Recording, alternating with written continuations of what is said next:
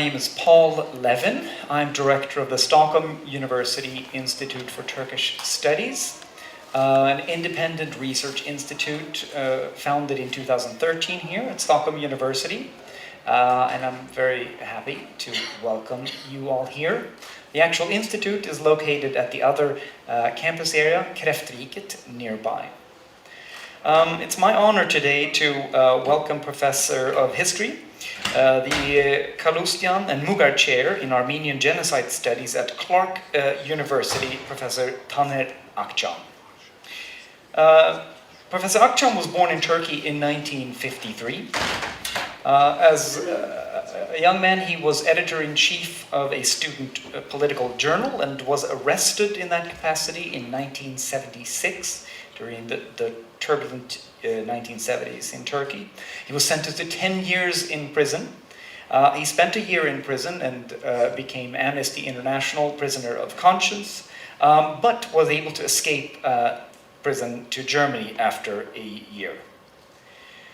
In Germany, he studied history and sociology, and after these studies, he received his doctorate in 1996 from the University of Hanover with a dissertation entitled The Turkish National Movement and the Armenian Genocide Against the Background of the Military Tribunals in Istanbul between 1919 and 1922. Professor Akçam has lectured and published extensively with books and articles in English, French, German, and Turkish, among others. He's well known as possibly the first Turkish academic to recognize the mass killings of Armenians as genocide. And ever since his doctoral thesis, this particular topic has been his main focus. Timothy Arango of the New York Times described him as, quote, the Sherlock Holmes of Armenian genocide, end quote.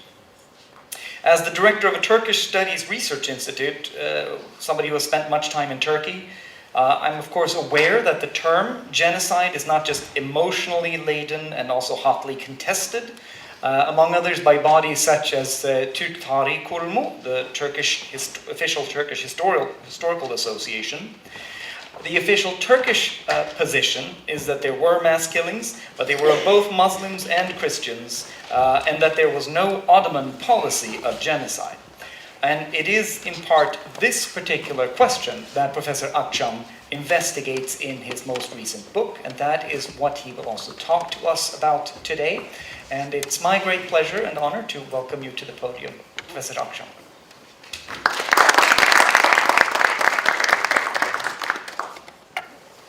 Thank you so much for inviting me. Yes, it's on now, and it's a great pleasure for me to be here with this topic. And indeed, as Paul mentioned in his introduction, my talk this evening or this late afternoon is about the Turkish denialism and the certain strategies that Turkish government developed over the years. And of course, I mean, with confidence we can say that the Armenian genocide actually is an established fact and has taken its rightfully important place within the field of genocide studies. Despite this fact, one of the most unique feature of the Armenian genocide is the long-standing denial by successive Turkish governments.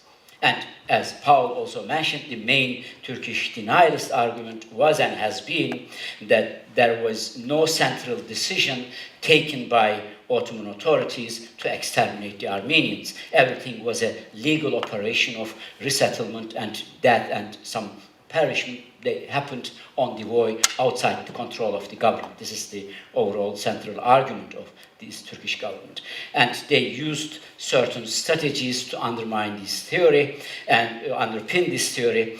This is the theoretical frame that I would like to give you for my talk. An American scholar, historian, anthropologist, mainly from Haiti, he passed away in 2002, Michel Rolph-Trullo, in his famous book, Silencing the Past, he actually describes 4 major moments how silencing enters in the history writing. And I made it silencing means kind of also denialism, and his 4-point, I added a 5th point to his 4 points. And the point 1 is the moment of fact creation. You make your own sources. And second important moment is the moment of fact assembly. This is the making of archive, how you make your own archives. And the third important moment is the making of narratives based on your facts and based on your own archival materials. You develop your own narratives. And the fourth moment is the retrospective significance, the making of your history in the final instance. This is the official Turkish history writing that we all know. So I added this fifth point, the moment of destroying and or proving the falsity of critical documents. Because if there are some critical documents, you should also know how to deal with documents. And my book actually is about all these 5 instances and how Turkish government creates its own fact, how its own archives, and how they destroyed or claimed the inauthenticity of the existence document. So this is the frame, and the theoretical argument that I have is that denialism is not simply denying the fact. Generally, as a rule in social sciences, we mostly believe that facts, opinions, and interpretation are considered as different things separate from one another. We usually think and we believe that the truth rests upon established fact over which there is a consensus, everybody agrees on it, and as such, facts and truth are not same thing as opinion or interpretation. These are 2 different things, and to deny the truth is to deny the established fact. This is the belief that we have, but the truth is, my argument is, denialism is not simply denial of the facts and the truth, and there is a nebulous territory between facts and truth where denialism germinates. Denialism marshals its own facts and its own truth. This is the central argument related to Turkish denialism.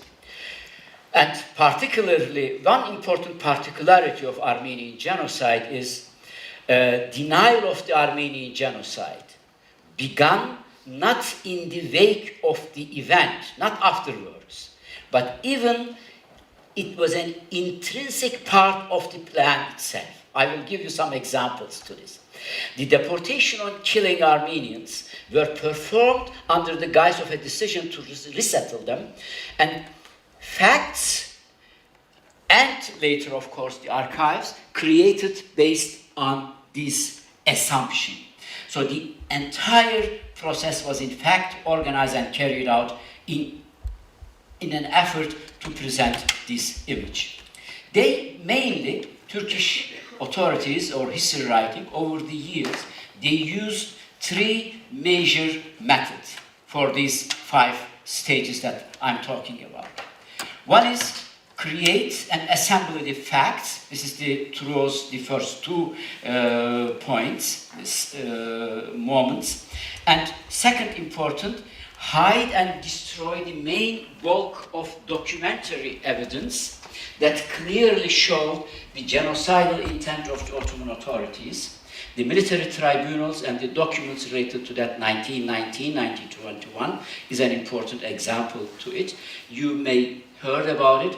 After the genocide in Istanbul, there was a new government, and this new government launched an investigation against the Committee of Union and Progress, the party which organized the Armenian genocide, and there were altogether around 60 trials, and in these 60 trials, around 200 defendants were tried.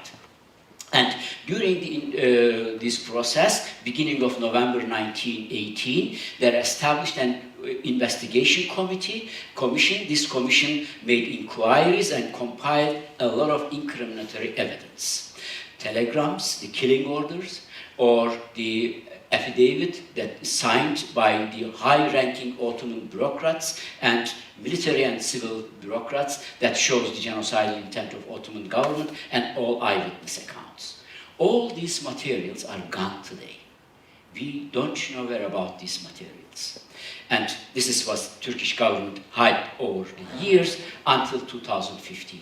So in 2015, I discovered an important part of this material in a private archive which was created by an Armenian Catholic priest with the name Krikor Gergerian. And how Krikor Gergerian put a hand on this material, we can talk on the question and answer period. So the first important step that the Turkish government did, they mainly hide or destroy these materials. We don't know where about these materials are today. And the third one is deny the authenticity of some of the available documents that indicated the genocidal policies. Turkish authorities claimed that these documents are either fake or were doctored by Armenians. And what is this? This is one of the central topic of the book. These are some telegrams sent by Talat Pasha to the Aleppo province during the genocidal period that openly orders the killing of Armenians. And this is published by an Armenian intellectual, 1921, Aram Andonyan, in a book, Medzegern, The Great Crime. And I will give you a couple of examples from these telegrams. And Turkish authorities today, or after 1983, claim that these are all fabricated by Armenians. Now I can show you some examples on these each step, the moment of fact creation. As I mentioned to you, Ottoman authorities created the documents, facts, during the genocide itself.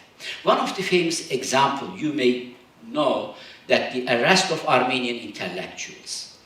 April 24, 1915, approximately 185 Armenians were arrested in Istanbul, and over the months, this number increased around 2,450, and these Armenian intellectuals, on the next day, April 25, 2015, were sent to different places very close to Ankara, Çankırı and Ayaş, two different prisons based on their political rank. The Dashnaks members were sent to Ayaş and the other intellectuals were sent to Çankırı and so on. Approximately 200 intellectuals, and they were taken out from these prisons over the month in group 3 or 4, and they were killed on the way. This is what you believe. This is what we believe. But there are different facts.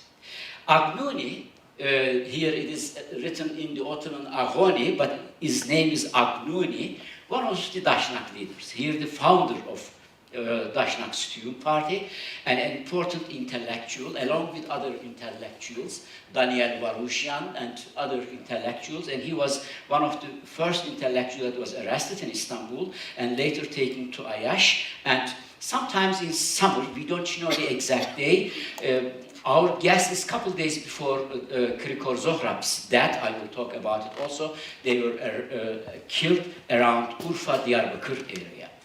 This is what you believe. This is what I believe. Here is the official document. According to Ottoman official document, Agnuni and his friends escaped to Russia.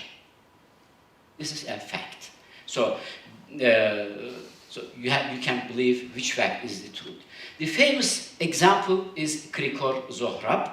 Krikor Zohrab is an Armenian intellectual. He was a Istanbul deputy and lawyer and really leading intellectual in Ottoman society. He wasn't arrested April 24, but later, sometimes towards end of June, and he was taken to Aleppo, from Aleppo to Urfa, from Urfa to Diyarbakır. On the way, he was killed, I'm sorry. And this is what we believe. This is a doctor report. According to this doctor report, prepared July 20, 1915, just one day after Krikor Zohrab was killed. According to report, Krikor was an has a heart problem, and the doctor controlled him in Urfa, and then the doctor got the information that he is dead, and he went to the scene and controlled the patient, or the Krikor Zahrab, and saw that he was passed away because of a heart attack. And then his signature on this, and you will think that, yeah, this is the government, they prepared this report, so we should not believe it. No, it's not so simple. At the same time, we have another witness. This is the priest of Urfa, Armenian priest. This is the Father Hayrabat. He was also on the scene, and he also gave a testimony. And according to Father Hayrabat's testimony, he was called to the scene where the deceased was found, how the doctors examined the body, determined the Zohrab had died of a heart attack, and how then Zohrab had been buried according to appropriate religious customs. So we have an eyewitness also how Zohrab was passed away. This is not also enough. Here is another Ottoman document for you. This is from September 1915, October 1915, from Interior Minister Talat Pasha. The original of this document is in Bogos Nubar Library today. And according to this official document, Talat Pasha, the Interior Minister, says Krikor Zahrab passed away as a result of an accident. And we also understand from this report there was an inquiry commission, and they prepared a report, and this report was sent to Istanbul also. And also we learned from later the government had informed Zohrab's wife in Istanbul that her husband died of an heart attack. On July 21st, 1915, an official statement was published in the daily newspapers. Please, you are an historian, and you are going to write something on the death of Krikor Zohrab. Here are facts. If you claim that Krikor Zohrab was killed on his way, you are a denialist. You deny the facts. Facts speak itself. Why then Turkish government did not use this document later on Krikor Zohrab's case? This is another topic of history. I can talk about that also. But as you see, this is how you create your facts. Yusuf Sarınay was one of the leading historian, or still is a historian, but he was chief president of Ottoman Archives in Ankara, and he wrote an extensive article on Ottoman Armenian intellectuals and about their destinies, those Armenians who were arrested in April 1915. And based on Ottoman documents, he proved that most of the Armenian intellectuals were freed from the prison, that half of them could come to Istanbul, some of them, even according to report, there were 3 Armenians who were citizens of other countries, and they were expelled from Ottoman Empire. An excellent scholarly work based on facts. So the truth is actually you are facts against facts. What is the truth? If you ask me, truth is power struggle. Who has the power determines what the truth is. What is the difference today, Holocaust denialism and Armenian genocide denialism? There is no difference. I teach denialism as a course over the years, and actually there is no difference. There is only one difference. Holocaust denialism does not have the power. Armenian denialism has the power. There is a government, not only Turkish government, but American, Great Britain, Israel, all these important big powers, they support the Turkish position. And despite our academic work, still today you can hear all the time, yeah, you know, it's a sensitive, disputive topic, we should really be very careful, and so on. This is reality that we have to deal every day, because this is a power struggle, nothing else. Second important and third method, as I mentioned, the moment of destroying and proving the falsity of critical documents, or the theory of show us the originals. You hear these from Turkish government members and those historians who are very close to Turkish government circles. Show us the originals. You cannot show the originals. And one example, how you destroy the documents. This is Takvim-i Vekai, the official gazette from 1919, when the trial were happening in Istanbul. At the same time, the official gazette, the Ottoman Gazette, published the main indictment. And this is the entire text of main indictment. And in main indictment, there were some quotation or citations from certain documents. So, two examples. One of the famous Bahattin Shakir telegram from July 4th, 1915. And Bahattin Shakir was the head of Teşkilat-ı Mahsusa. I assume these are all terms known to you. Teşkilat-ı Mahsusa is the special organization established actually 1913 November, and let's change their structure around 1914 August, but then mainly was in charge of exterminating Armenians. And Bahattin Shakir was the head of Teşkilat-ı Mahsusa, and he went to Erzurum 1914 August, and since then he was coordinating the entire operation of exterminating Armenians. And Bahattin Shakir, 1915 July, as coordinator of the killing operation, sent a telegram to the governor of Kharpert, Sami Bey. And in this telegram, Bahattin Shakir says, are the Armenians being dispatched from there, being liquidated? Are these troublesome people, you say, you have expelled and dispersed, being exterminated, or just deported? Answer quickly. Or the other important telegram from 24th July 1915, Mahmud Kamil Pasha, he was the Third Army commander. He was responsible for what we call it historic Armenia, or today's Eastern Anatolia, the main areas where the Armenian genocide planned and implemented, and he was the commander of that area, and he sent order around towards end of July, 24th July, and he said those who have been hiding and maintaining Armenian in opposition to the government order be hung in front of their properties and their properties burned to the ground. The nihilists argued, yeah, show us the original. How should we know that the public prosecutor just made this up?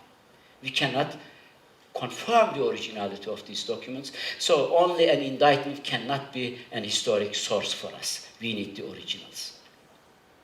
The second, I will give you some, so this is the main argument. Really today we don't know where these materials, the originals of these tribunals are.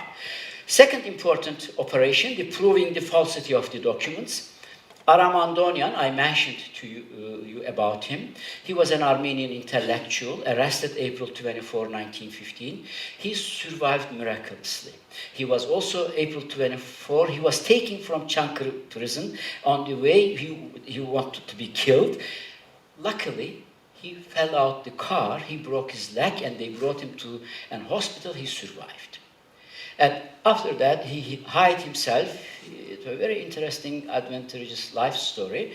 And he ended up in Aleppo, and 1918, he met an Ottoman bureaucrat with the name Naim Efendi, or Naim Bey, as he called him.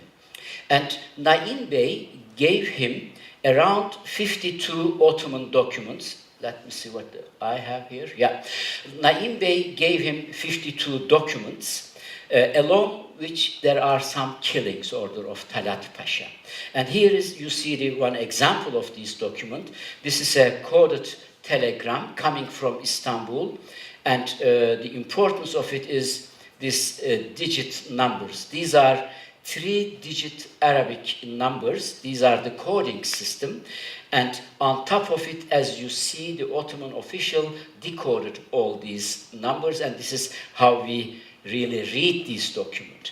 And actually, Naim Efendi did not only hand over the original of these documents, he also handwritingly made a copy of these documents. And in this telegram, Talat says it had previously been communicated that the government, by order of Cemiyet, the Committee and Union and Progress Party, had decided to completely annihilate all Armenians living in Turkey, and then continues, without paying attention to woman, child, and incompetent, no matter how tragic the methods of annihilation might be, without listening to feelings of conscience, their existence must be ended. This is another killing order, destroy the children, even that the children must be killed. This is another telegram from March 1916. So these are the official documents handed over to an Armenian intellectual, and then Andonian published these in 3 languages. You can today forget the French and English translation. English translation is a mess, but the French is a good translation, but missing some paragraphs and passages. The Armenian, because Aram Andonian could only know Armenian when he published the book 1921, and in that book he published all these memoirs and the telegrams. And Turkish government claimed that they are produced by Armenians. So, it is not only the government. We have renewed historians working in American universities or other universities. They are very, strict with their documents and facts. One of them is Günter Levy, a German original scholar, lives in the United States. He has a habit to disprove the genocides. He wrote a book about the Sinti and Roma during Holocaust, that it was not a genocide against them. He wrote a book on Native American. He said that it was not a genocide, and his last big work was on Armenian genocide. He wrote a book in 2004 and made the claim. It's a very legitimate argument. He says, the most serious problem affecting the probative value of the 1919-1920 military court proceedings is the loss of all documentation of these trials. This means that we have none of the original documents, sworn testimony, and deposition on which the court based their findings and verdicts. The findings of military tribunal are unsupported by credible evidence. So, dismiss it. This is a good word. You know, the government hides and destroys the documents, and renewed scholar comes. Since we cannot find the original documents, we cannot establish the genocide as a fact. Bravo, my dear scholar. And it is not enough. He was invited to Ankara 2005 and given a medal by Bülent Arınç for his successful book. The main argument is the same. Show us the original. Thanks, Father Krikor Gergeryan. Yes, we can show you the original if you want to have so. This is what my book all about, actually. Killing Order. We published in my book some of the original materials that belong to all these moments, 5 moments, Rolf Trillo talking about, record of pertaining the military tribunals, in which were here therefore assumed gone forever, and the memoir of Ottoman bureaucrats Naim Efendi and killing orders issued by Talat Pasha. As such, the book, I assume, I hope, removes their cornerstone from the denialist edifice and further establish the historicity of Armenian genocide. I hope these findings represent an earthquake in the field of Armenian genocide and will contribute enormously to the fight of recognition. But I have to add again, it is not the job of academia. I can bring all kinds of official documents. It won't help. Denialism will continue to deny, because this is the politique, this is the power struggle. So, but it is an important step. With this book, I'm taking the last break from the denialist wall. They have to rebuild another denialist structure, develop another rhetoric. You remember, these are the 2 quotations from 2 official documents, and Günter Levy told us we should not trust because there is no original. So we have to show Günter Levy the originals. This is Bahattin Shakir's telegram. the killing order or how he coordinated the killings. As you see, this is the letterhead, Interior Ministry's letterhead. And if I go one step further, it's better here. You can see this is a 4-digit coded telegram. And on top of it, you have the decoded version of telegram. This is the Sabit Bey, the governor of Elazığ, and it says, are the Armenians being dispatched from there, being liquidated, and are these troublesome people you say you have expelled and this world being exterminated? They cannot deny the authenticity because of the letterhead.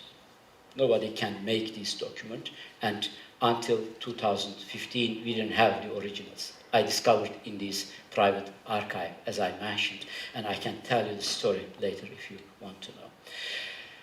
This is the other version, I mean the normal print of the document. Here is the Sherlock Holmes part, why New York Times called me, or actually Eric Weitz, one of my dear friend from New York University, he called me as Sherlock Holmes. As you see in that document, we have 4-digit Arabic numbers as the coding system of this telegram. And in that coding system, you see the word send off, the SEVK, the port 4889, the word sir 2469, only 4362, and so on. I mean, not only the words, but suffix and the plural endings had different coding also. For example, the first personal possessive suffix im, kardeşim, is 7749.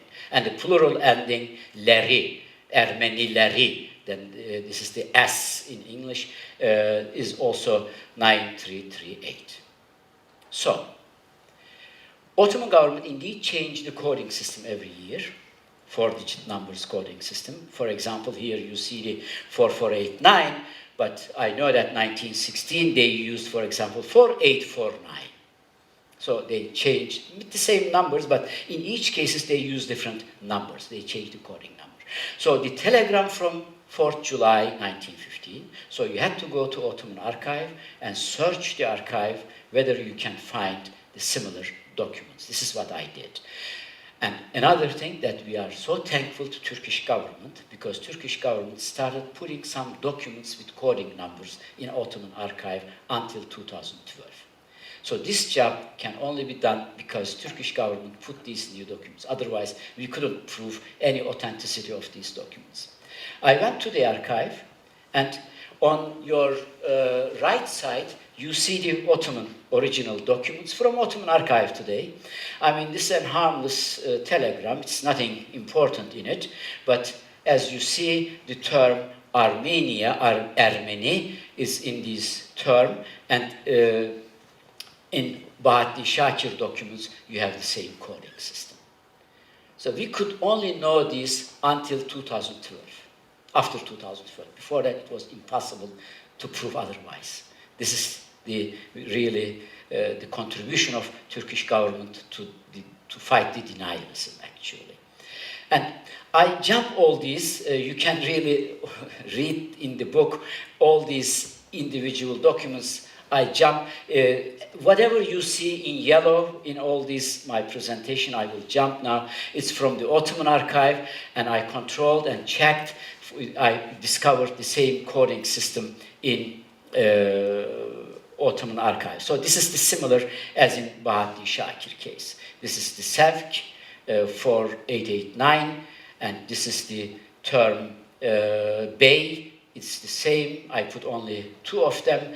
This is the same coding system, yalnız, or only or alone, and this is the word oradan from there, the same coding system, and this is the word kardeş, the same coding system. I found the same terms in several Ottoman documents. So they cannot deny the authenticity because of the letterhead, this is number 1, and they cannot deny the authenticity of this coding system. So they have, this is my argument, they have to find other discourse. They will continue to deny, no doubt about it, but they cannot say anymore that there is no killing order. there is no central government's intention to exterminate the Armenians. So this is the Leri, the plural ending. And this is the other telegram. You remember Mahmud Kamil, I'm sorry for this Şevket, it is wrong there, I forgot to correct. It should be Mahmud Kamil Pasha, the 3rd Army commander. Mahmud Şevket was a different man. Sometimes we get mixed names. This is the telegram. It is considered necessary that those who have been hiding and maintaining Armenians in opposition to government order be hanged in front of their properties and their properties burned to the ground. And Günter Levy was asking us, show us the original. Please, Mr. Günter Levy, here is the original of the document. And it is with Ottoman letterhead. The story is following. When the investigation committee was set up, they were coordinating their work with Interior Ministry and Justice Ministry. And Interior Ministry asked the provinces to send them the telegrams that they received during the war years. And then from different provinces, governors sent the copies of the telegrams they received, and this Mahmud Kamil's telegram came approximately from 7-8 different provinces to Istanbul. And then when the commission took this report, this telegram, they turned it to Interior Ministry. Interior Ministry approved the originality. As you see, this is the sign of the Interior Ministry.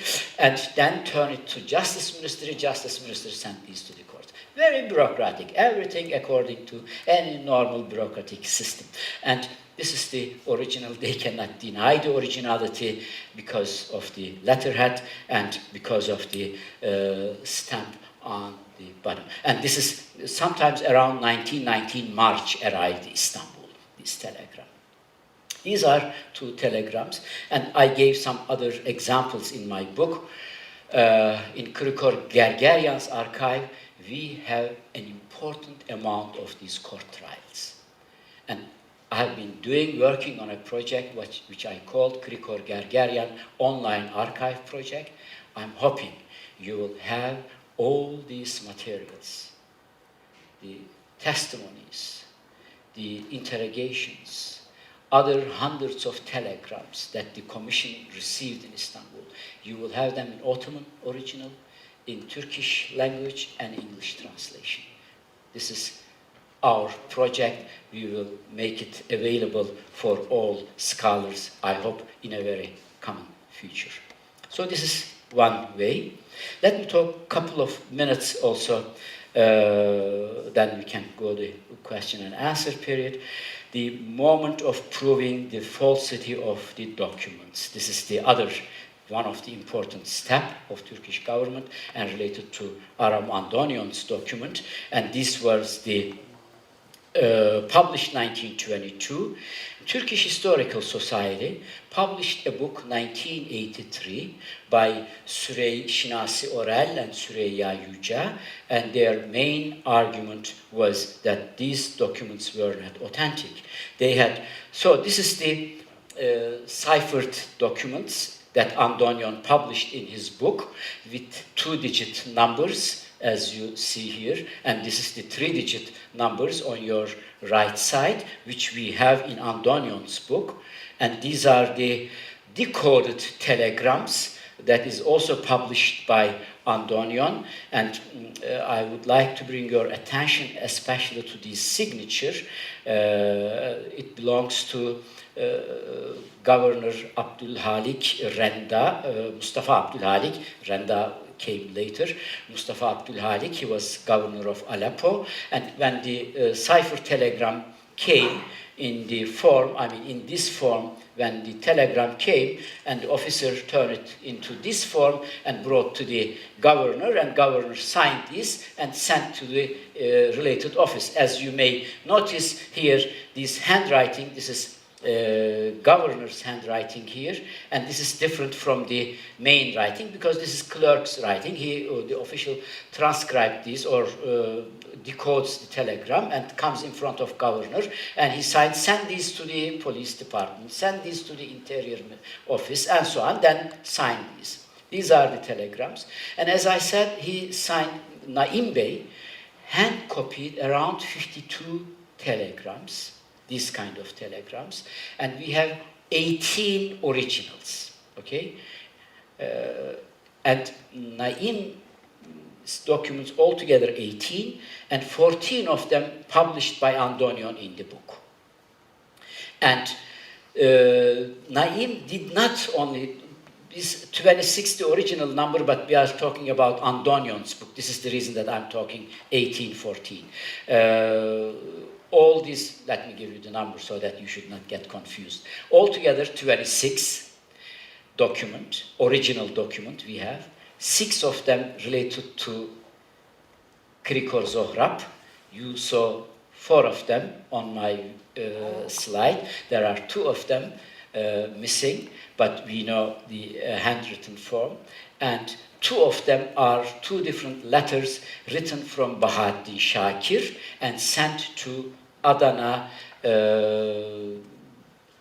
İttihat and Union and Progress Party Secretary, Adnan Bey.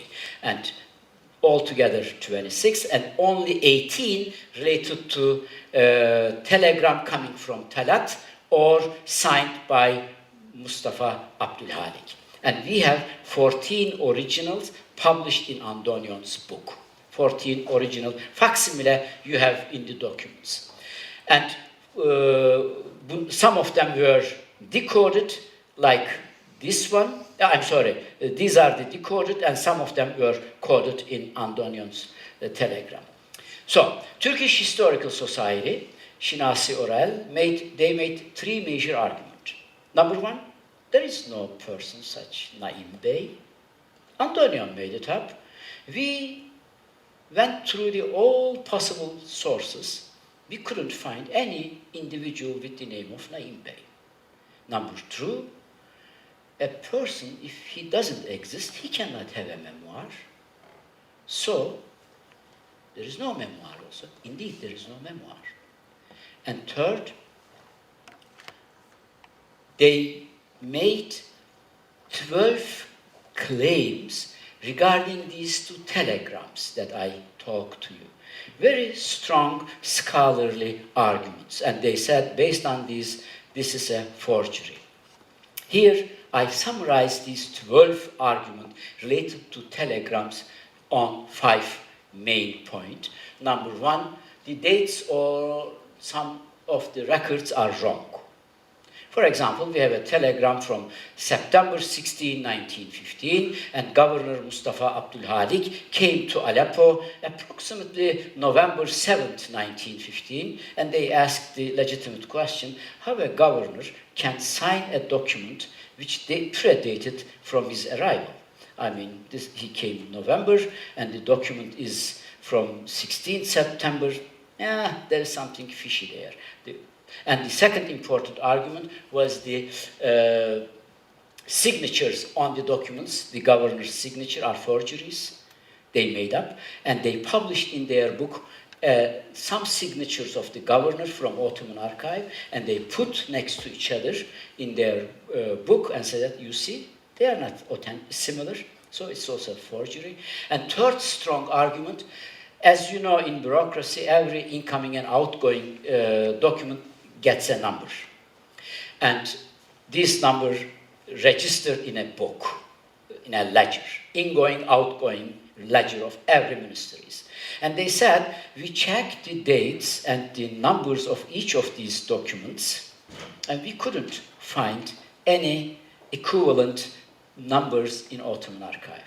This is fake. This was the other strongest argument. And another one, usage of late paper. There are some paper with linears, and they said that it is also forgery because Ottoman government never used these. And the other important argument, the record consisting of 2- and 3-digit numbers, as I showed you, their main argument. As you see here, 2-digit and 3-digit number, their argument was very simple. Ottoman government never used 2-digit and 3-digit. This is Andonion made it up. Ottoman government used only 4-digit and 5-digit numbers. As you see in Bahaddin Shakir's telegram, it was 4-digit. So, based on this argument, since the scholar could not prove the authenticity, we couldn't prove otherwise. All critical scholars thought there is something wrong with these Andonian materials, and we never used these until my discovery. Why? Because Andonian, Aram Andonian, he left Aleppo 1919 for Paris. He became a member of Paris Peace Delegation of Armenian committee group, and he took all these Naim Bey's memoir and all related materials with himself, and he placed them all in Bogos Nubar Library. Today they are gone. We don't know when and who took them out of library. So, if you don't have the memoir, if you don't have the telegrams, how you could prove otherwise? So, since 1983, and we couldn't really, and related to the 2 and 3-digit number group until 2012, really, we couldn't also argue with Turkish government position. And then we thought these documents cannot be trusted. But, as I mentioned, I discovered in Grigor Gergeryan's private archive a lot of original materials, mainly from Bogos Nubar Library. He might go there sometimes early 1950s when Aram Andonian was alive, and he took images from this Bogos Nubar Library, and he went to Jerusalem, to Armenian Patriarchate, and discovered a lot of other important documents. This is an Andonian's handwritten note. He underlines some dates, as you see here, 10/11/1918, 14/11/1918. He put some other numbers to get the confusion, but mainly these are the dates that he met with Naim Effendi, and in this memoir he says, Naim came to me. Naim Effendi was a gambler, you have to know that. As an Ottoman bureaucrat, he loved gambling, and he took a lot of bribes, and he was an alcoholic kind of thing. And he came again and asked money, and then Andonian told him, no, I don't want any handwritten copies, bring me some original. Then I'll give you some money. And Andonian brought these 18 or 26, whatever the number is, then he got his money. So we know that Naim originally met with this guy. So, was there really a guy with the Naim Bey? Yes, there was a guy with the Naim Bey. I discovered this, but in Ottoman archive. But actually, the honor does not go to me. The honor goes to Turkish Military Archive. Our dear general staff in Ankara, they published a book, 8 volume of book. My main point, let me tell you, Naim Effendi was a real Ottoman official and have the documents to prove it. I will show you one of them. Number 2, Naim Effendi wrote a memoir. We have an image copy with his Turkish Ottoman handwriting. And another important knowledge that we have now, there is documentation in the Ottoman archives which corroborates the events and individuals mentioned in the memoir. Number 4, Oral and Yücel's main argument that claimed Talat Pasha's telegram were fake were wrong, accurate, especially on the issues coding techniques. What I mean is, Naim Bey, I will show you some documents that he exists. Naim Bey did not only handwritten copied some telegrams, in between he wrote something he could remember. And I took from his memoir, after I discovered the memoir, I took 10 different events and worked in the Ottoman archive around 1 year. And I discovered all these events that he was writing from his remembrance were accurate, and you can prove in Ottoman archive the equivalent document that the guy was not lying. Let me show you a couple of documents and we can end here our talk. Naim Effendi was an official, the discovery of Naim Bey. He was an he was a member of Sevkiyat Müdürlüğü, the deportation office in Aleppo. He was appointed later to Meskene concentration camp, 1916, spring months. This is where Andonion first met him. 1916 spring months was a horrible month for Turkish government. 16, because of bribery. This is what we call it second phase of Armenian genocide. Those Armenians who arrived Aleppo and the surrounding areas outnumbers of Turkish expectation. Approximately 800,000 Armenians arrived the final destination, and the Ottoman government decided to remove the Armenians from Aleppo area all the way to Derzor and to exterminate. And over the 2016 summer and early fall, approximately 250,000-300,000 Armenians were exterminated in this second phase. When the deportation started towards beginning of 1916, in Meskene was a transit camp. Armenians gave bribe to Ottoman army officials and the bureaucrats and get a special permit to go to Aleppo. This is how Andonion also went. But governor was furious. He wrote a telegram to Istanbul saying that, I'm stopping the deportation. Because every Armenian that I sent to Meskene, to Derzor, they are coming back. Because of this corruption in Meskene. You have to find a solution. Government sent a commission, and there was an inquiry. And this inquiry, thanks Turkish Military Archive, published in a form of a book. This is the volume 7, published by Turkish General Military Archive, we call it, and the name is the Armenian Activities in the Archives Documented 1914-18. This is volume 7. Of course, Naim was one of the bureaucrats. They took his testimony also. And we have an extensive information who this is. He is from Silifke, from Iskenderun, 26-year-old, and married, has 2 kids, and so on and so forth. All kind of information. And this is the Naim Efendi's signature. And if you read the entire volume 7, the information is exact the same as we have in Armenian memoirs. Aram's memoir or other survivors from Camp Meskene. So, in official Ottoman document, I can prove the existence of Naim Bey. As I said, this is the Turkish Military Archive published. This was not me. And there are other documents in Paris Bogos Nubar Library. I'm jumping these. I'm not showing you. You can look it in the book. This is the memoir. I discovered the memoir in Krikor Gergeryan's archive. This is approximately 32 pages handwritten memoir of Naim Bey. But this is not exactly the same what Aram Andonion published in his book. There are some discrepancies. There were some passages which were not published by Andonion. There are some passages in Andonion's book, but they are not in the memoir. Why? Oh, it's also very simple actually. You can guess it. This is a letter from Andonion written 1937 to an Armenian survivor of genocide in Geneva, and Andonion explains there the situation.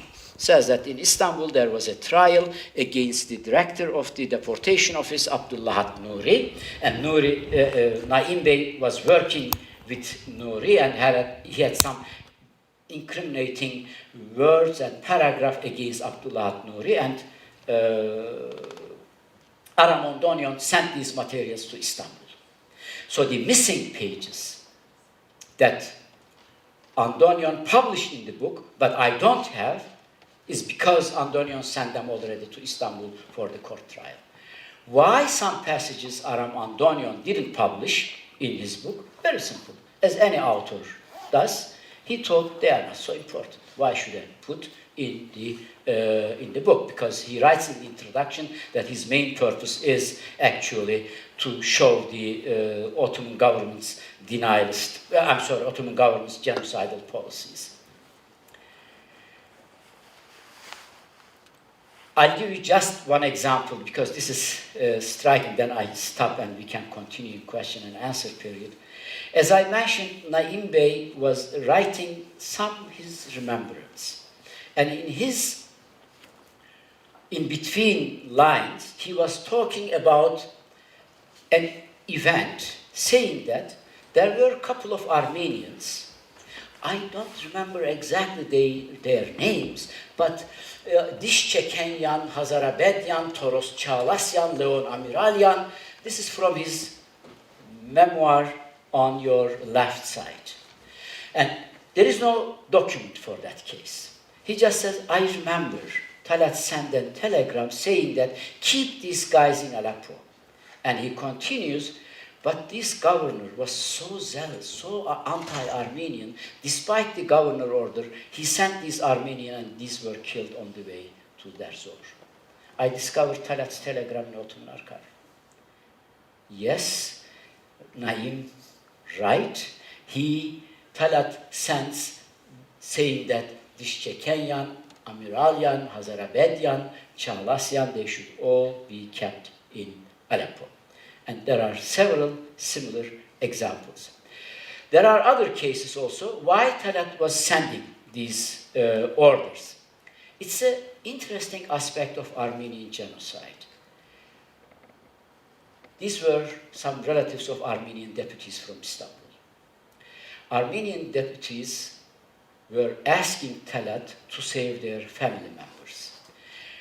Talat was very careful, cautious regarding Istanbul and American and German pressure and presence there. Whenever Armenian deputy members came with a list of names, Talat saved the life of these members, family members. I'll give you one other example. And by the way, this passage that you see in the memoir, it is not in Andonion's version. Andonion just left it out, because who cares? A couple of names is there or not, it's not important. Maybe this is the reason that we can discover this Ottoman archive. And it is the same with the Soghomon Kuyumjian. He was also a relative of the one Armenian deputy from Kozan, from Cilicia, and Talat again asked Soghomon Kuyumjian be left in Aleppo, but governor didn't allow it and sent him in any way away. And Andonion didn't consider the Soghomon Kuyumjian story as important. He didn't include in his book. And in Ottoman archive, I discovered more than 12 documents, without exaggeration, related to Nalbantian, the Kozan deputy of Armenian deputy, and his relatives. This is the list of these relatives, and some of them were kept in Aleppo or sent back to Kozan, or some of them were sent to their final destination. As we see, Naim Bey was talking us really the true story. We can prove it along other stories also. I'm not going into this late because we are now over the time. I think I should stop somehow. Let me say a couple words about the coding system. As just jumping, one argument, you remember the lined paper. You remember the argument that the usage of lined paper, this is the paper here, and with linears here, and then Oral and Yüce wrote in their book, one of the documents has been written on a double-lined paper which lacks any kind of official insignia. It resembles the kind of paper used in calligraphy classes in French schools, and it would be inconceivable that this kind of paper would have been the source for official communication in Ottoman offices. Therefore, document is fake, they said. I discovered in Ottoman archive several documents saying just opposite. The Ottoman government saying that don't then use only blank papers. Use the lined paper, because the line is mixing and we couldn't decode the documents. So these are some, I published the originals of these documents, and Ottoman government says, since there have been instances of error being made, in order to prevent these sort of errors and unnecessary communication on this, consider this to be noticed to have the codes placed on lined paper before being sent through the telegraphs. So just the opposite.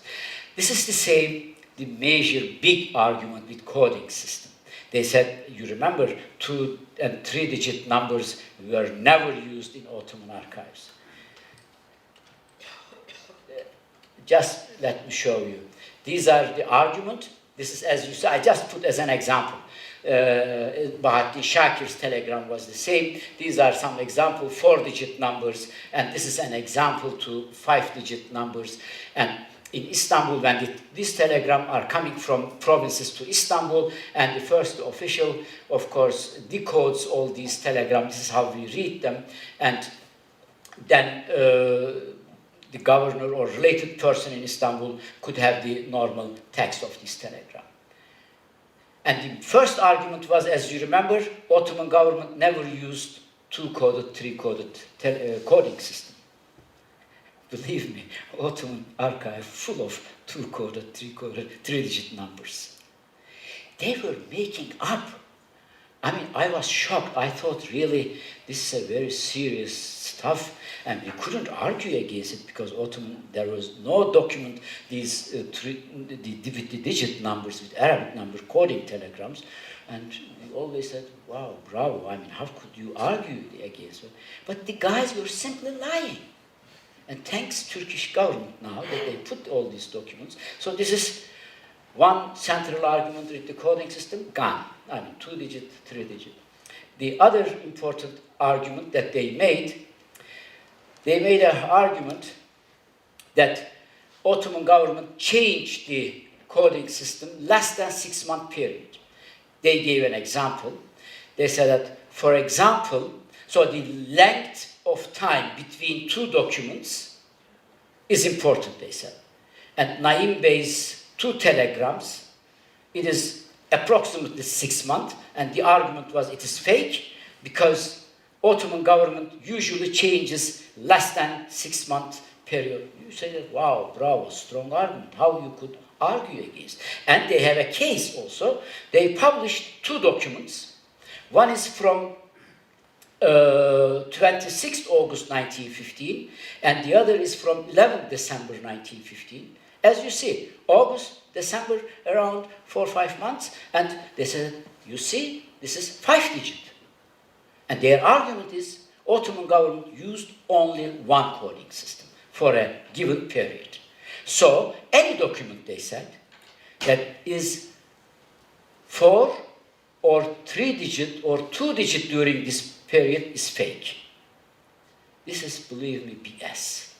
Totally. Ottoman archive full with documents with 4-digit numbers, 3-digit numbers, 2-digit numbers in the same period. So their argument was that between August and December 1915, only 5-digit numbers were used. You know, you couldn't prove otherwise. But Ottoman archive today, full with 2, 3, 4-digit numbers, documents, and according to Turkish society, historical societies, all documents are fake. Just an example, this is 2 and 3-digit documents from the same period. This is 4-digit numbers from the same period. According to Oral and Yücel, this should be all fake. This is my last example, and they also made the argument, 1916, there is a 3-digit number given by Naim, and they published in their document, you can hardly see 4-digit numbers actually. They said, they published the documents, 4-digit number documents in their book, and their argument is, 1916 March, Ottoman government used only and only 4-digit numbers. And I spent approximately 2 days in the archive in Istanbul. I counted every document from March. Their argument is only 4-digit, okay? All other documents are fake. I discovered 1916 March, 2016 coded telegrams, and 179 of them were encoded with 5-digit numbers. According to Oral and Yücel, they are all fake. And it is the same, I discovered 2-digit, and so on. So simple, the story is, thanks Turkish government that they put so many materials in the archive, the argument of Turkish Historical Society is complete and utter nonsense. This is my book all about. But denialism will continue. As I said, this takes the last brick from denialist argument that there is no central order, there is no killing order, and Naim Bey's memoir is not authentic. They all are wrong, and we can prove the authenticity of all these documents. And I think Turkish government must develop a new denialist narrative. Thank you very much for listening.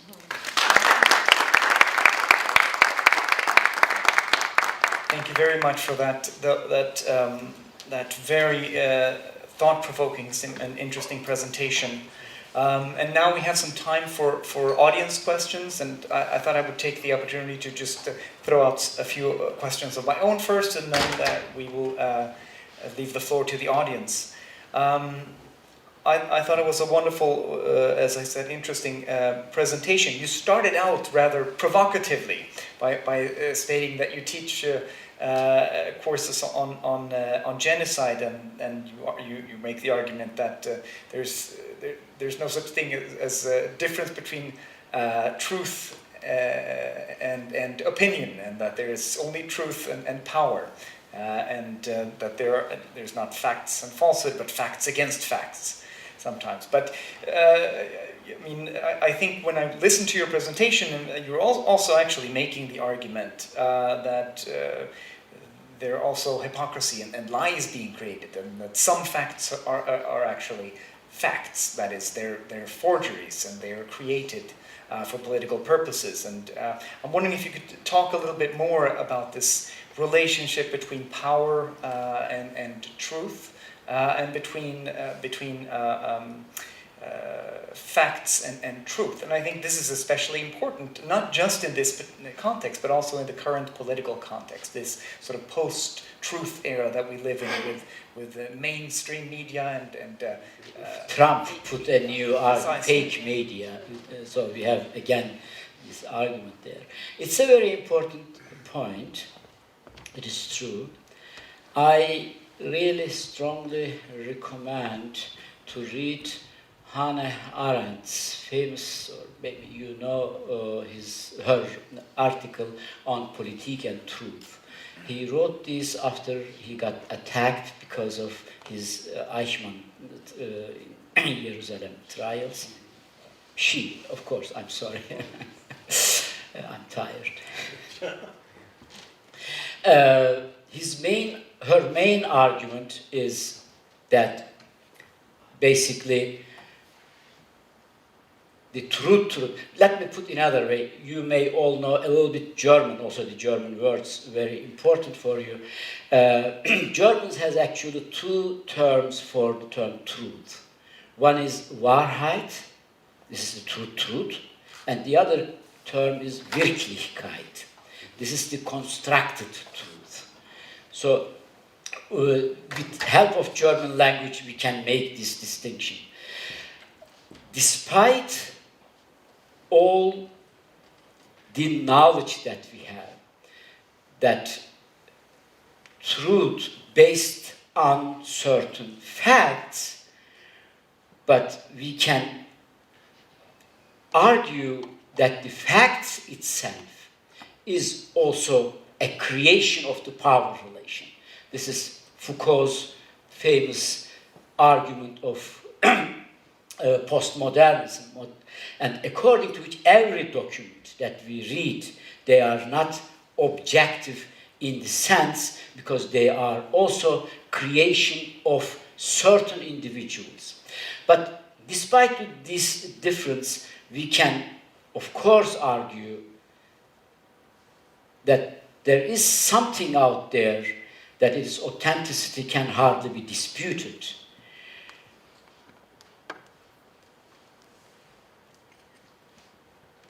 This does not go, however, against the argument that the truth is not something hiding somewhere and waits our discovery.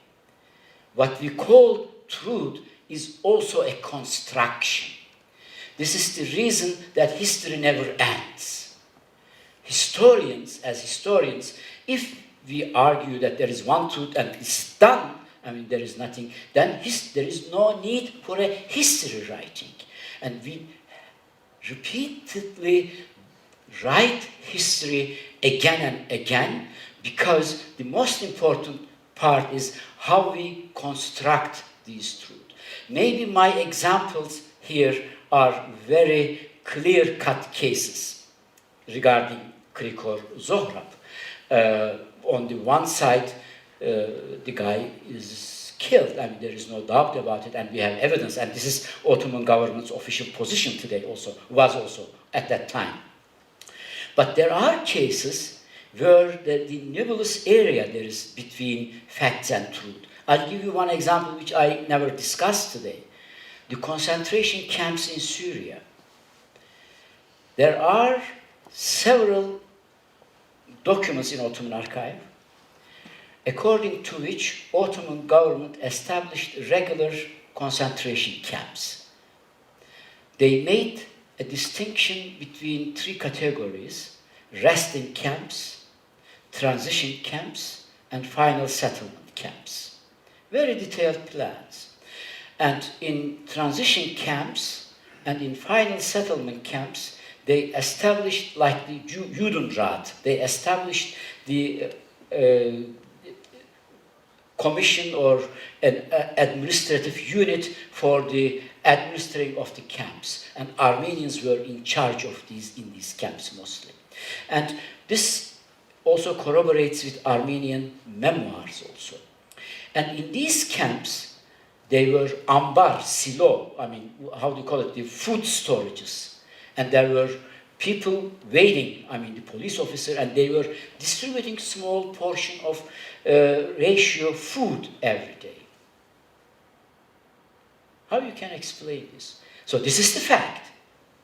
This fact can be interpreted in different direction. This is what I mean.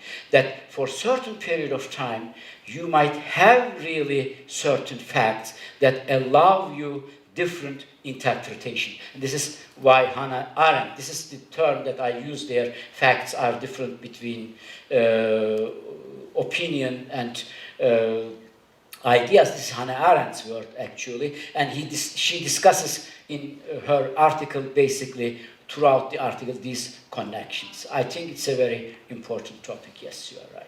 I'm asking that because I'm also coming from my own early academic work, which was about narrative history creation, and that the current era of post-truth has actually to be complicated that notion. And every year changes, every 100 years, how we read the history changes also, based on our current interests and pragmatic needs.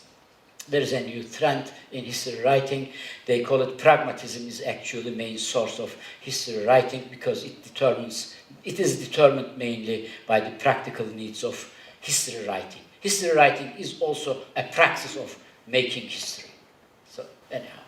One last just remark before I open the floor to the two questions. In 2015, I was in Istanbul, and I attended a wonderful ceremony at the Istanbul, I think it's Kültür Merkezi, the large near Istiklal Caddesi. It was a big commemoration of the genocide with Armenian and Turkish musicians and poets and scholars and others. And there were several people on stage using the word soykırım, genocide. There were books being sold outside in the lobby with the word genocide.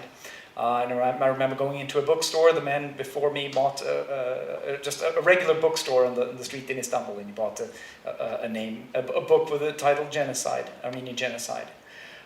There has been over the past decade, I would argue, a much laxer atmosphere in Turkey with respect to even using the term genocide to describe the killings. But then yesterday, there was an event that was supposed to be held in Istanbul, and the Istanbul Belediyesi closed it down. It was İnsan Hakları Derneği, the Human Rights Association, and some others that were going to hold it. And they forbade the reading out of the statement because it contained the word genocide. There's this trend right now with strong nationalism, emphasis on being milli and yerli, local and national. Do you see that there's a tightening again of the space for discussion in Turkey? Yeah, it's a long topic, but yes, I mean, there was an opening, especially after 2002, AKP government, when they came to power, they changed, by the way, the entire responsible guys for the archives in Istanbul. They appointed new historians in Ankara, in Istanbul. They are very friendly individual. I have been working in the archive over the years. Whenever they know, because you have to register your name before entering the archive, they invite me and we have tea and conversation. Really historians, they changed it and they put a lot of new archives. This was one of the important reasons of this opening, because coming from Islamist tradition, it gave them the opportunity to put a distance between their position and the Kemalist position. The denialist position is mostly the Kemalist tradition. Secular Kemalist tradition is more denialist than actually Islamist one, but now it is reversing, it's going back. And the second important reason we have to add is the Kurdish movement in 2000, beginning of 2000, because of the peace talks and negotiation and so on. The Kurds won all the mayors in Kurdish areas, and they started using Armenian language and along with Kurdish language, and there were commemoration in almost every Kurdish city. I think the increase of the opening was also kind of a parallel to the increase of Kurdish movement in Turkey. And at the end of this peace talk, Turkey really experiencing a position of the going back. So this is. Oh yeah, of course. The third important factor is the assassination of Hrant Dink, or before that, the attempt or all the activities of Agos and other intellectuals. It was a third important factor, but they are all now reversing in Turkey. Yes. Okay, I saw some hands here. Jenny Whites. Thank you. That was really fascinating and shows an enormous amount of hard work that is hardly credible, because I'm sure it took you years. But I'm going to ask you two small questions and then a larger one about sources. The small questions are the questions I'm sure everybody wants to know the answer to. How did the priest get the documents? And what did Naim hope to gain? Was it just money? And were there other people like Naim Bey who were also, selling these documents? My larger question has to do with the Germans, who I believe, I could be wrong, but I believe they were advising the Ottoman military during this period.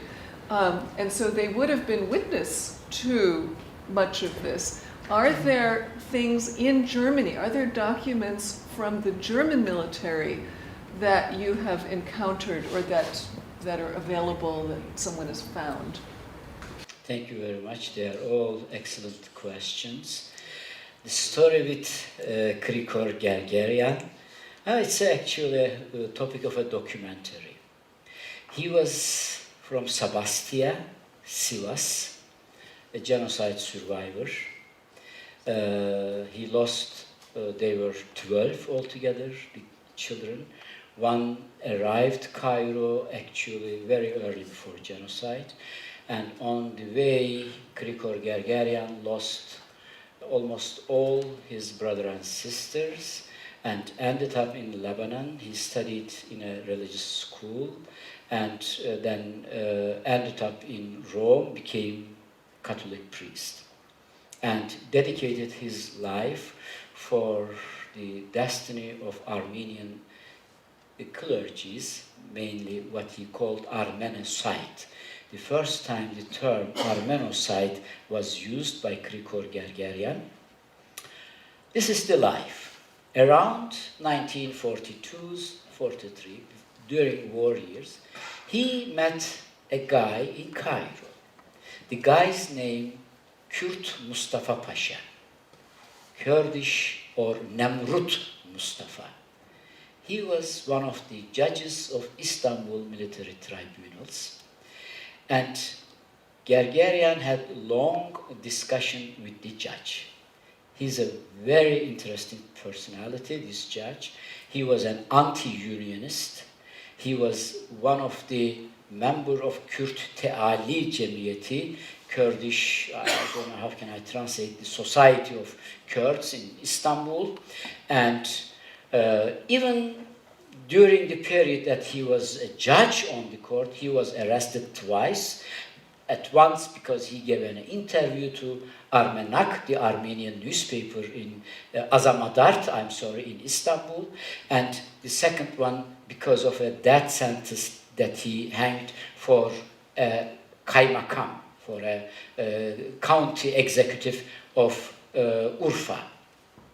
And after 3 months he was in prison, he was sentenced to 7-month imprisonment, and then Sultan Vahdettin, beginning of 1920s, amnestied him. And when the nationals came to Istanbul, he escaped to Cairo. And he told Krikor Gergerian, why are you traveling throughout the world? As I was preceding judge, I allowed Armenian Patriarch to represent the Armenians. And according to Ottoman law, they had the right to have access to court materials. They took copies or originals of these materials, and I know, he said, these materials went to Marseille, from Manchester, from Manchester, this material ended in Jerusalem. Go to Jerusalem and see all your materials. He went there, and according to his nephew, he copied everything that he could find in Jerusalem archive, and he brought with himself to United States. And this is how we really get hold on these documents. And by the way, for your information, Jerusalem archive is closed even today. They don't allow scholars to go and work in these archives. And the other part of the documents he filmed in 1952 from Bogos Nuvar Library, the Naim Bey's memoir, and all these other telegrams. And we don't know whereabouts of these materials today from Bogos Nuvar also. This is the short story of the materials. About Naim Bey, I explicitly quoted from Aram Andonion's and other memoirs. He was an interesting guy, as any human being. He was not only a gambler who took bribes and alcoholic.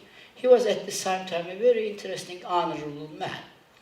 For example, in 1916, when Andonion escaped with the document that he received from Naim Bey, arrived Aleppo, Andonion and his friend were arrested in Aleppo. And Naim Bey came, they took Naim Bey also, and in the interrogation, Naim denied that he knew these guys. Andonion writes in his memoir saying that there was something interesting in this man. Yes, he took bribe, but he never lied to me, and he never also handed me over to Turkish Ottoman authorities, which you could do. So this is the Naim Bey story, and why Andonion could get this material in 1918, because Naim Efendi didn't leave Aleppo when British occupied the Aleppo. He stayed there. And this is how then Andonion could get the materials from Naim Bey. About the Germans, it's a long story, but short answer is German. Almost all available German materials are published today, and they are accessible even online. Wolfgang Gust, my dear friend from Hamburg, and myself, we have a website, armenocite.net or armenocite.de. If you go to this website, you can get access almost all important German materials, and with English translations. And Wolfgang published also an important amount of them. I think we know in and out of German materials related to Foreign Office. what we don't know much, and we cannot know much about the German military archive, because they are bound during Second World War year. And some of the reminiscences of these materials are still in Freiburg. There are a couple of historians worked on that topic, but overall the short story is Germans closed their eyes. They knew the entire story and the entire genocidal process, not like Morgenthau claims. Morgenthau says that it's a German idea. He is lying. He was lying because he wanted Wilson to decide to enter the war. And he blamed the Germans more than Germans deserved, actually. Germans helped Turkish government to deny the genocide. The first official, for example, proclamation of Turkish government against the Allied power, written by Germans. I mean, they knew that Turkish government was committing this crime, but as the German Prime Minister wrote a hand note in one of the documents, he said, "Ob die Armenien zugrunde geht, es ist uns egal." Whether or not Armenians perished on this process, it is not our interest. This was the German government's overall policy. They closed their eyes and they helped Turks to deny the genocidal process. And there are also differences between Foreign Office and military headquarters and the consular on the ground. But I cannot say more what Wolfgang Gust already published in his German and English book on the topic.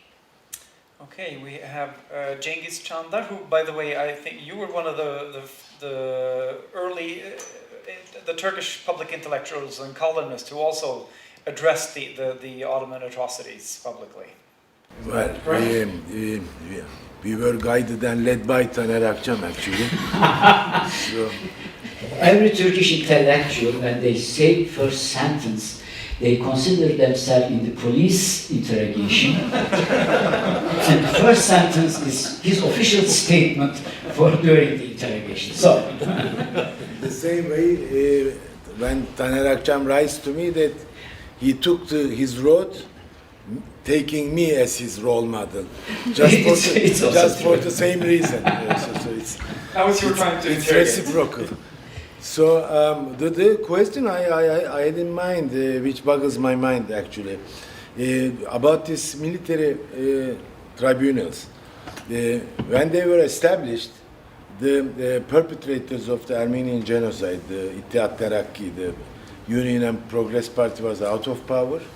They were hunted by the British authorities, and the party who replaced them, as you might know, you know more than anybody else, it is their rivals in Turkish, it's Hürriyet İtilaf, it's in Liberty Party, let's call it. Party, and so that was the government, and this Kürt Mustafa Divan and all these trials were organized and constructed by adamant anti-unionists.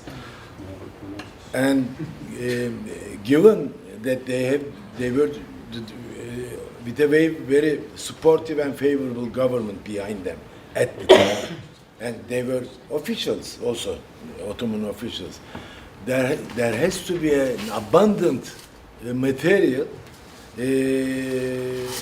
which these trials should have produced. Where are they? Are they all gone? Or, as you mentioned, they are all in Jerusalem. That they went a long journey, some of them ended up in Jerusalem. And why the Armenian Patriarchate in Jerusalem doesn't open up those archives? Well, what's the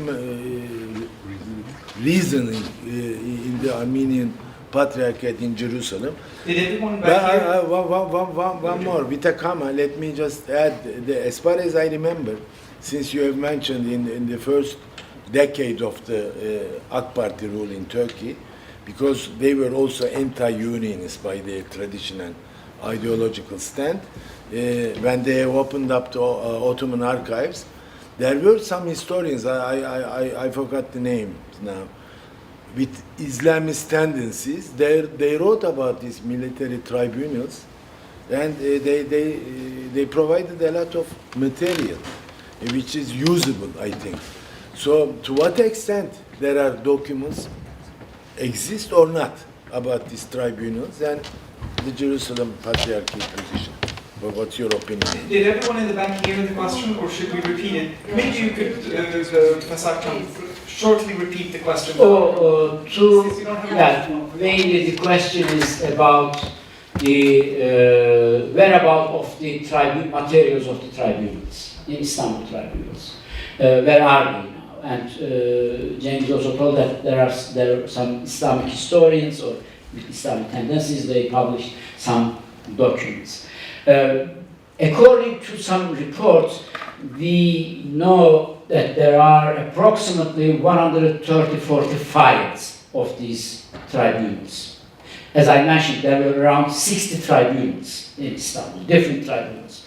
We don't know where about these files. My guess is they were military tribunals. When Istanbul was taken over by Turkish nationalists in 1922 November, they went to military headquarters in Ankara.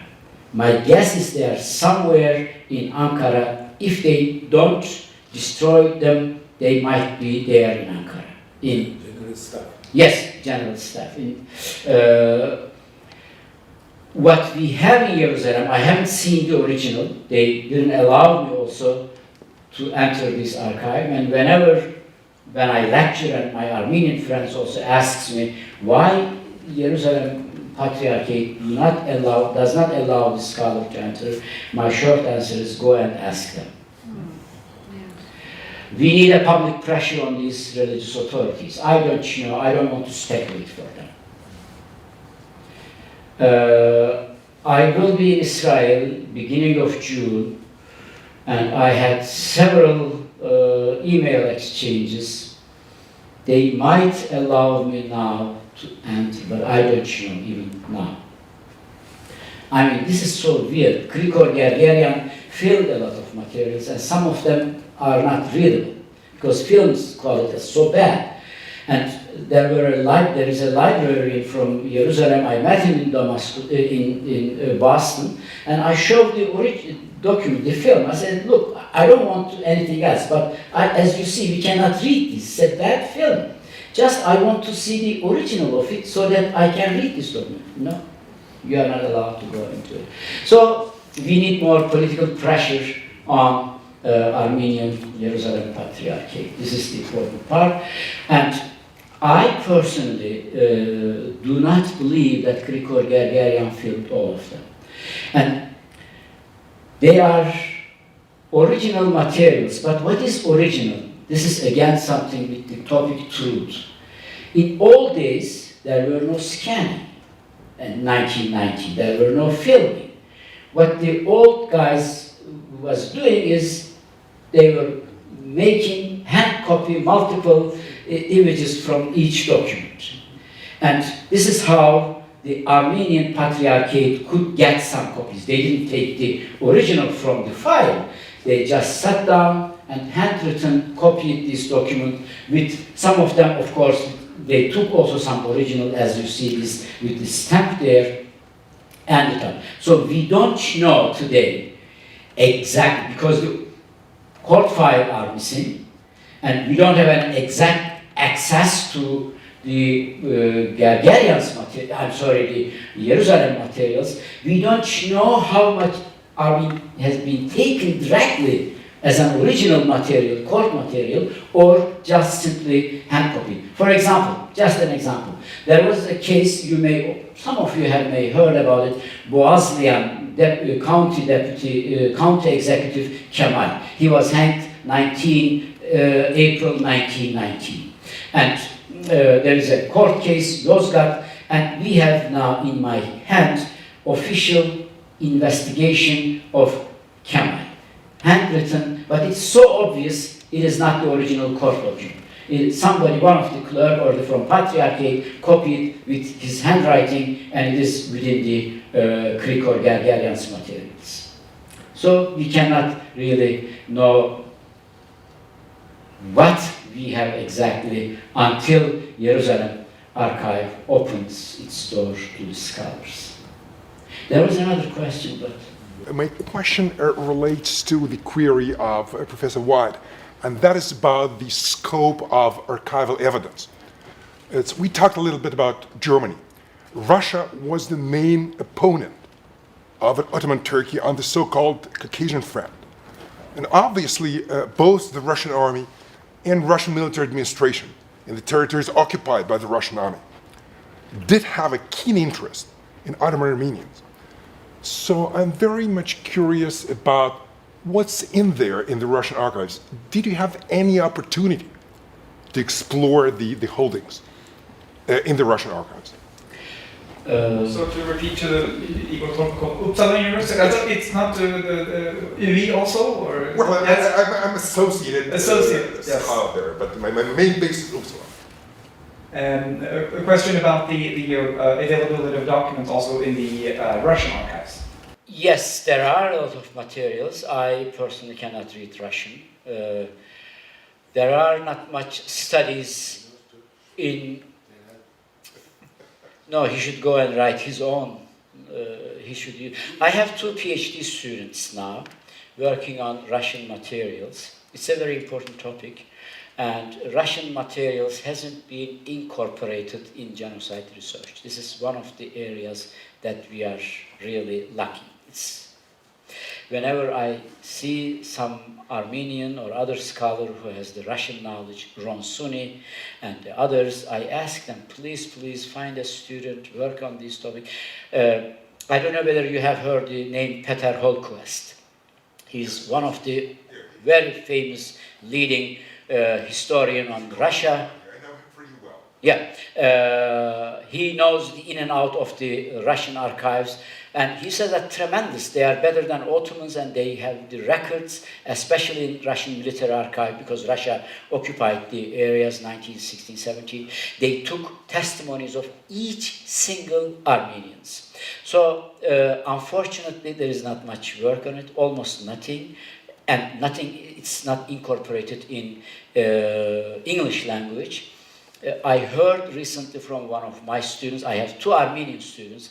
One is working on Russian aid to Armenian refugees during the end of 1914 and 1915-16, mainly on the Caucasus front, and based on Georgian, Armenian, and Russian materials. And the second student of mine is working mainly on the post-genocidal period, Bolsheviks, 1918-19, what the Armenian genocide played a role between Bolshevik, Armenian, Turkish relation in these triangles. It's a very important question and nobody worked on it. Unfortunately, we don't have enough scholars in the field, and this is one of the lacking field, and it is I heard, I'm not so sure, in Armenian language, there are some publications, I was told, but I don't know what they are, and we don't know much about it. It's one of the... It's a veritable golden mine. Yes, it's one of the really... It add immensely to your research. Yeah.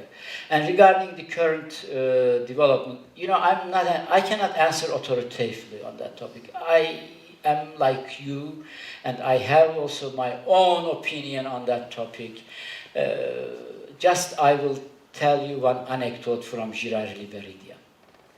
Girard Liberidian, as a historian, but he was the advisor to Der Petrosyan, the first Armenian president, and he told me that whenever I visited, he said, Ankara, when I came back to Yerevan, there were always 2 guys in front of my door, Russian and Iranian ambassadors. They were so curious and they wanted to know what we negotiate with the Turks. And they tried really a lot. And at the end, Turkish government was one of the first government opened the border, as you know, recognized the Armenia as an independent state, and with the Karabakh, the relation was closed.